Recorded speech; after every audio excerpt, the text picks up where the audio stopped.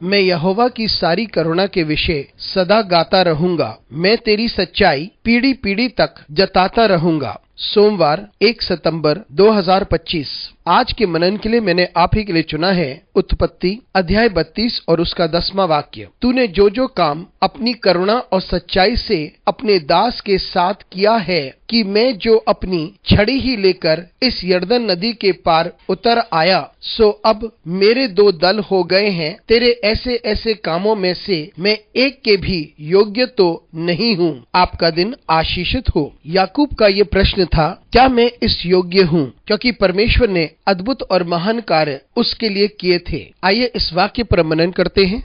आज की सुबह का विषय है, क्या मैं इस योग्य हूँ? याकूब घर लौट रहा था। अपने ससुर के घर को छोड़कर अपने पिता की संपत्ति की ओर आ रहा था, जहाँ ईसौ बसता था। याकूब ईसौ से डरता था क्योंकि उसने उसके साथ गलत किया था। उसने ईसौ से आशीषें छीन ली थी और पहलौठे का पद भी छीन लिया था। याकूब को पता था कि परमेश्वर उसे वापस ले जा रहा है और वहाँ परमेश्वर उसे आशीषित करेगा। फिर भी वो अपने भाई ईसौ से घबराया हुआ था और परमेश्वर से आग्रह करता है कि परमेश्वर उसे सुरक्षा प्रदान करे, और वह यह भी याद रखता है कि परमेश्वर ने उसकी जिंदगी में क्या कार्य किया है। और याकूब कहता है कि जो कुछ उसने परमेश्वर से प्राप्त किया है वह उसके योग्य नहीं है। जब उसने अपने पिता का घर छोड़ा तब उसके हाथ में सिर्फ एक लाठी थी और अब उसके पास 2 दल थे और परमेश्वर की सारी आशीषें। और वो सोचता है कि क्या वो उस सब के